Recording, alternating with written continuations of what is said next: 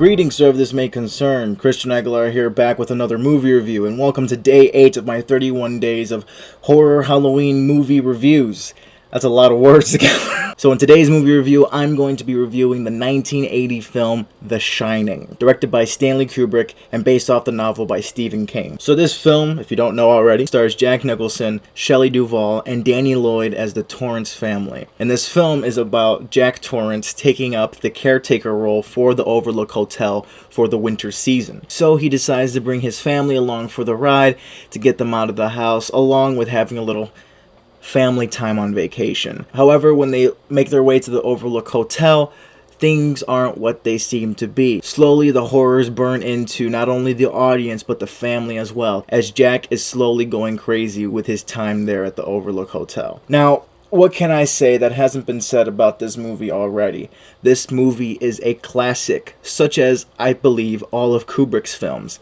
Now, I know there's a huge difference between the novel and movie, and many documentaries have made that clear that Kubrick and King were kind of like button heads with this adaptation.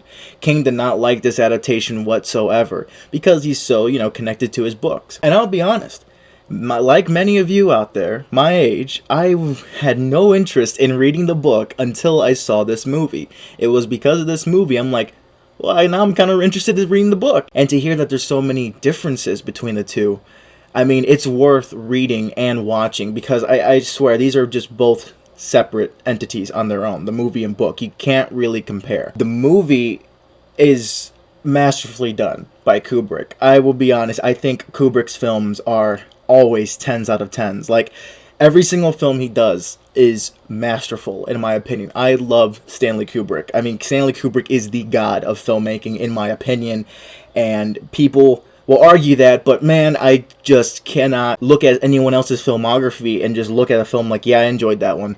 Yep, I enjoyed that one. Yep, I enjoyed that one. I mean, I enjoyed all of them. From Barry Lyndon to Clockwork to Lolita to Shining, all of them I really enjoyed. And so it's really hard to really sit there and critique Kubrick's films myself because I just love them all equally. Of course, there's different tiers of what's my favorite and what's not my favorite. I will tell you right now, The Shining is not my favorite throughout his whole filmography, but that's not without calling it masterful on its own, man. This movie honestly didn't scare me when I was a kid. However, it had me intrigued and it had me creeped out at times. I think the one part that creeped me out when I was a kid was the furry part. Yeah, where Shelley Duvall's character goes up the stairs and she turns to the room and she sees that dude in that dog outfit going down on the butler dude. That just freaked me out, the way it was presented, and then that music that just played, like that little it was just like perfectly directed and perfectly shot to the point where it creeped me out as a kid. Like, I always wondered what the hell those two were. Like, why is there a dude in a dog outfit? Why was he given immoral sex? Like, well, what's their story? And of course, to my surprise, when I was younger, I found out there was a whole side story about them in the novel. So that is pretty cool on its own. But just to know that they were just there without any explanation, it's so damn freaky. And that goes for a lot of entities in this movie, that how they're presented.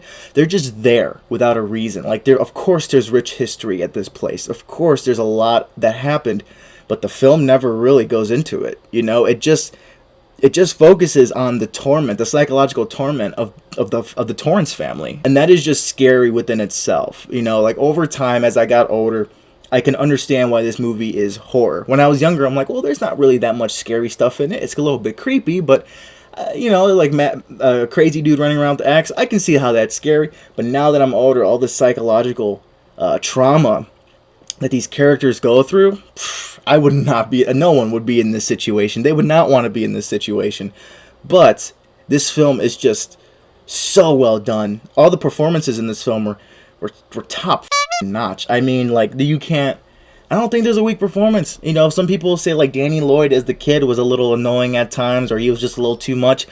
I don't know. He was perfect as a child actor. A lot of child actors aren't, up to par because, they're early in their career. But, man, this, and then of recently, The Witch, Robert Eggers, I did review that movie on my channel. Top right hand corner if you want to watch it. But yeah, like when it comes to child performances, there's not a lot of movies that come to mind where I think they were flawless besides like these two films, you know. So it's really cool to see such an original take on King's story, you know. And I don't think anyone can ever adapt Stephen King story as originally as Stanley Kubrick did. I mean, Stanley Kubrick had balls, man. Like, he didn't care what the author thought. Like, I read the book, I have my own vision, and I'm gonna go with it. That's what I believe Kubrick was doing. And my lord, I don't think any other filmmaker really has the balls to do that with a story adaptation, specifically from King's lineup. Like, all his stories, like majority of his adaptations will try to be faithful as possible, but they will never go out of their way to try to do something on their own, like what Kubrick did with The Shining. The only other book adaptation I can really say that took this route was Jojo Rabbit. Taika Waititi took the book Caging Skies and really made his own with that story. Like, the book and movie are very, very different. Like, tonally, and story-wise, like the narrative, it's like all different, you know? So that's the only other filmmaker I can see that really had balls to take a story and really make it their own, despite the author's opinion. And I just have so much respect for that. But when it comes to Stephen King stories and horror films, I think this is the only one to do that. And this movie, right off the bat, I mean, bring up the rating list, but I don't need to see the rating list, because this movie's a 10 out of 10, man. Kubrick is the master of filmmaking in my eyes and in my heart. I love movies, and I love his filmography 100%. Literally, I would drop like a couple of hundred on that Kubrick 4K collection if I had the money to spare. But man, like, I just cannot get enough of Kubrick's films. And I remember being in middle school, like, watching Kubrick's films for the first time. I was just blown away, man. I was just blown away. I've never been blown away by films before. So, as a warning right now, if you ever see a Stanley Kubrick come up on my channel in the future, know it's going to be a 10 out of 10, because, my lord, like, they're just so well done. And with that being said, I mean, this one is perfect for the spooky season. I mean, this one is on many people's lists as the top 10 scariest films of all time, top 10 Halloween movies, top 10 horror films. I mean, this movie, I mean, I'm preaching to the choir here. If anyone's seen this film and enjoyed it, then, I mean, you understand why it's so damn masterful. So, if you've made it to the end of this video, thank you so much from the bottom of my heart. I appreciate it. And if you found yourself enjoying this video, like, share, subscribe, and hit the bell. You know, I know you people have a lot of notifications on your phone. Why not have little old me as one of those notifications up there? But of course, it's all up to you. Free will is a godsend. So anyway, again, that is it for today. Like, share, subscribe, and I'll see you guys tomorrow for Day 9's movie review and my 31 days of Halloween horror films. See you guys in the next one. Take care.